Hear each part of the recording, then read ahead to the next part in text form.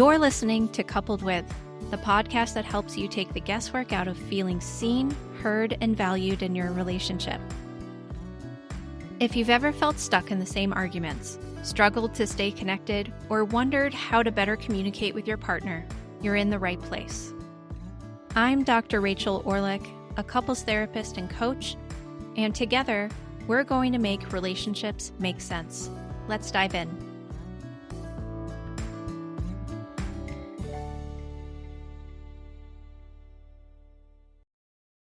So the fight is technically over, but your body hasn't gotten the memo. Your partner is quiet. The air feels heavy. And even if words aren't flying anymore, your nervous system is still on high alert.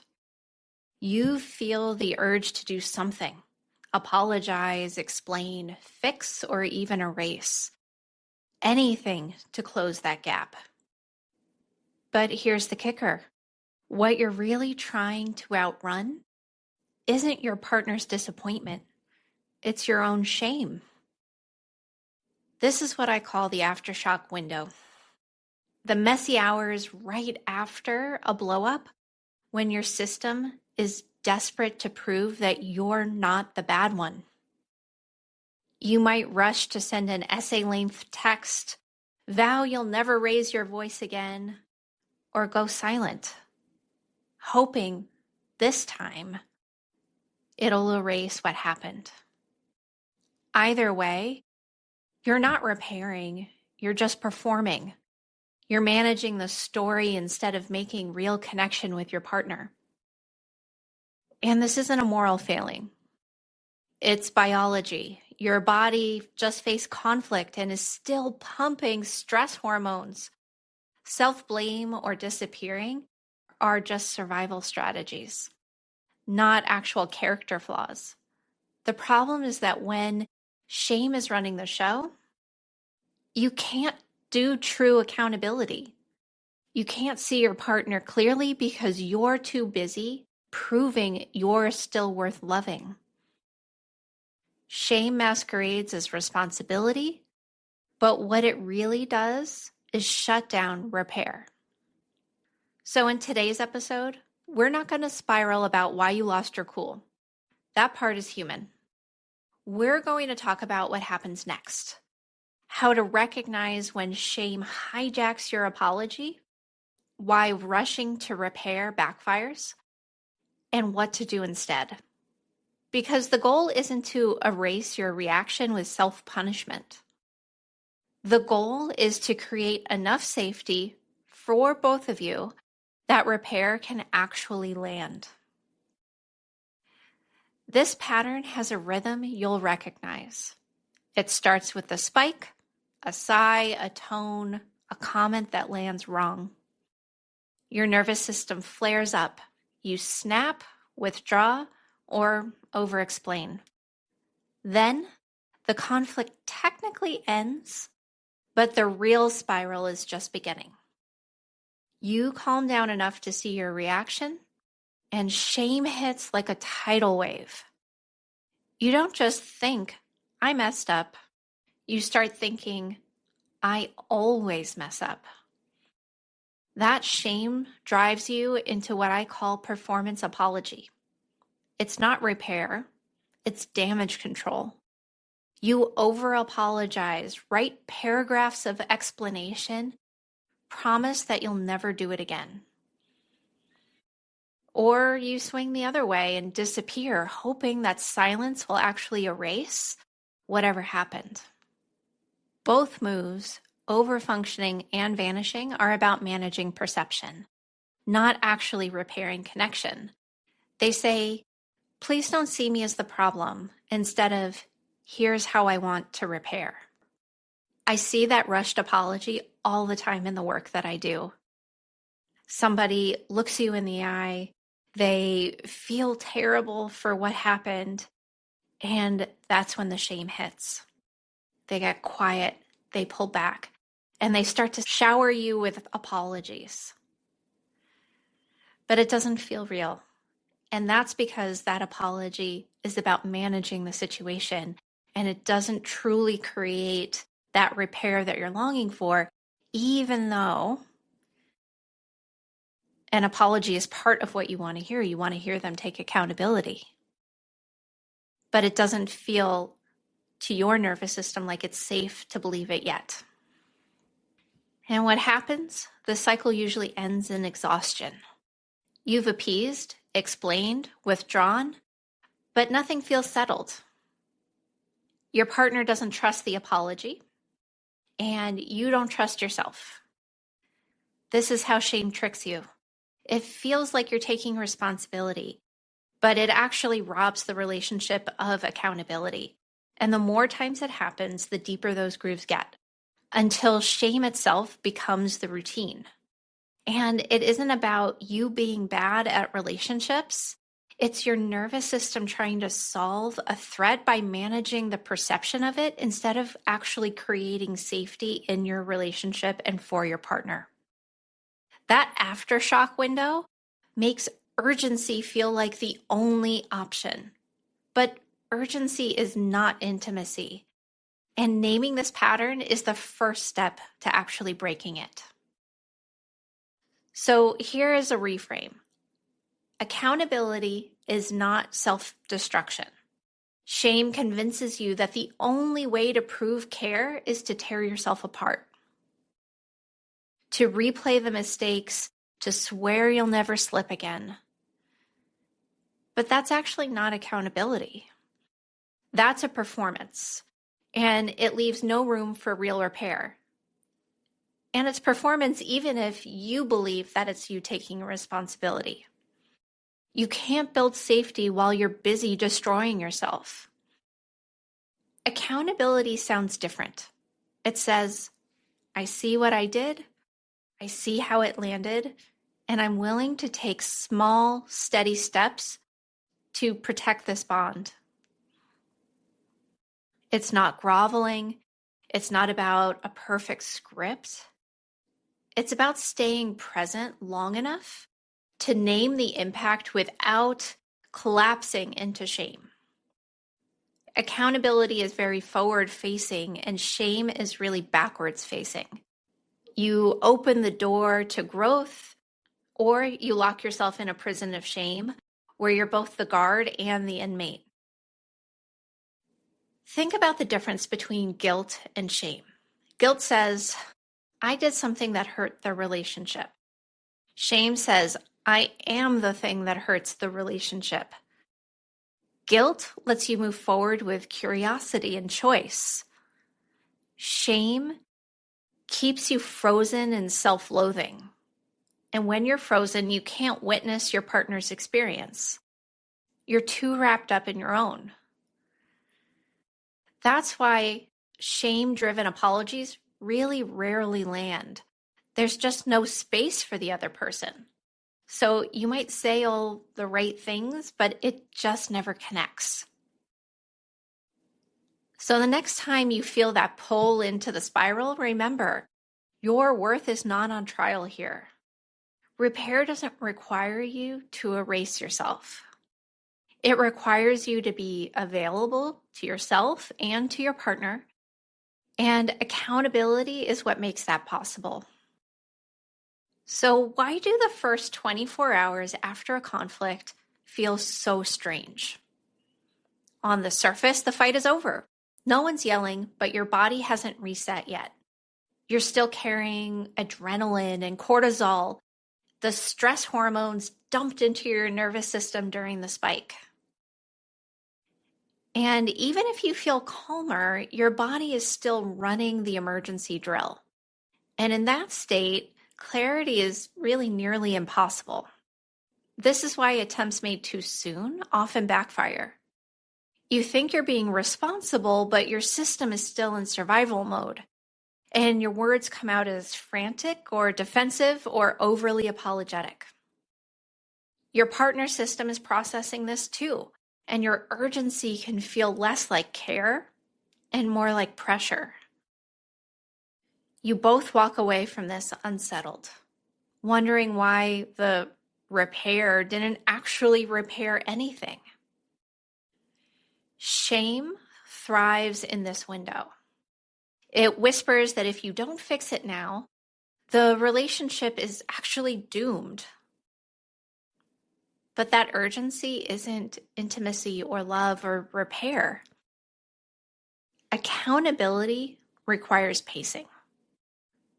Both bodies, the nervous system and the bond, need to be steady enough to repair in order for that apology to land.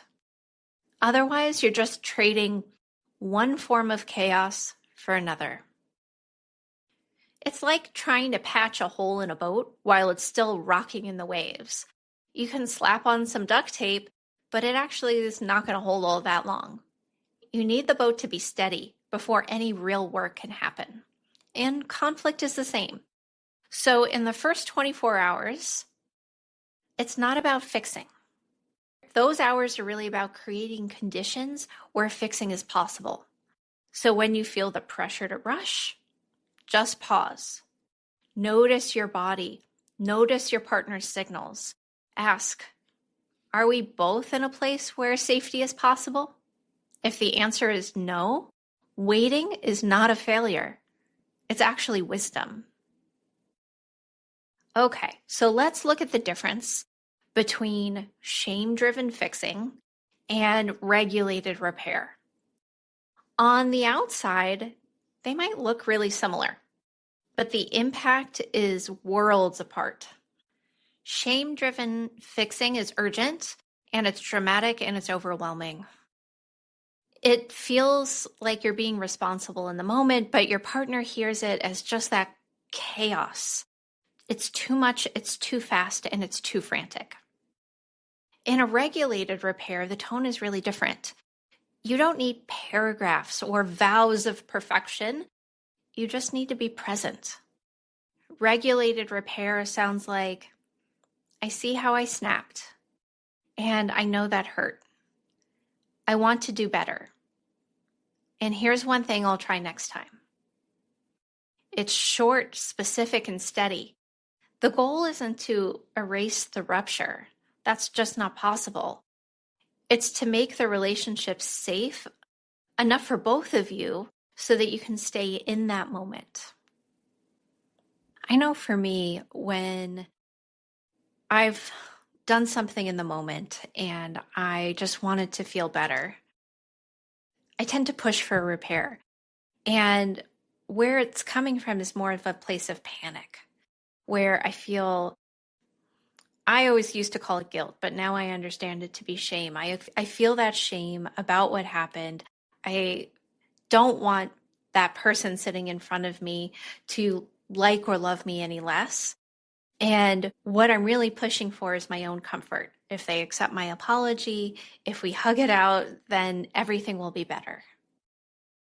But what I share with them isn't coming from this calm, regulated accountability taking place. It's just trying to get past it. So when I have been able to slow things down and I can think about what happened, then I'm able to calmly go to my partner, go to my friend and say, hey, I know I did this and I'm really sorry. And they can take in that message in such a different way where it really truly lands. And then I feel so much calmer and more sure of that repair. And I'm not scared anymore. And both our nervous systems start to co-regulate. And here's why that matters. When you lean into shame-driven fixing, it might feel like short-term relief for you, but it's actually more of distrust for your partner. It almost feels like you're paying off a debt with counterfeit money. And it feels flashy, but overall it's just worthless. Regulated repair may be slower, so you may end up feeling less comfortable for longer, but it actually builds credibility. It builds safety in the relationship. And as that credibility builds, every time you pause and name the impact and take one realistic step, you're showing both yourself and your partner that the repair can be safe and consistent and real. that's when your partner's body will be able to start to shift and really release the hurt. So the next time you feel that itch to rush into a grand gesture, please slow down and check yourself. Ask yourself, am I repairing or am I performing? If it feels urgent, it's probably your shame talking. If it feels grounded, it's probably much closer to repair. One burns out trust and the other builds it. So, how do you actually move from shame-driven fixing into a regulated repair?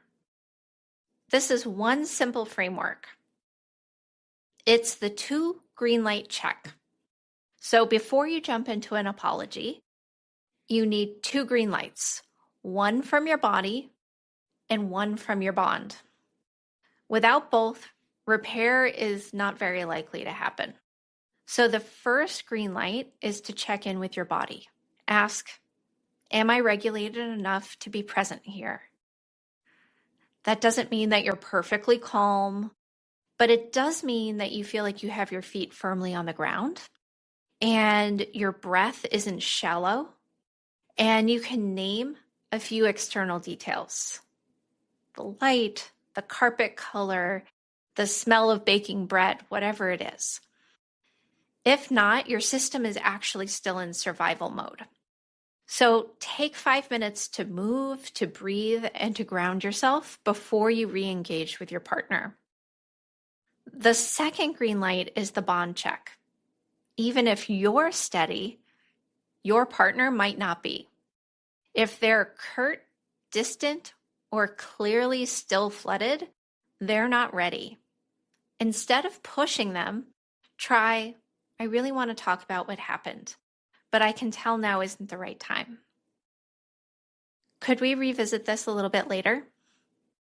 Stating your intention while respecting their timing actually starts to build that trust and may actually help them co-regulate with you a little bit in that moment.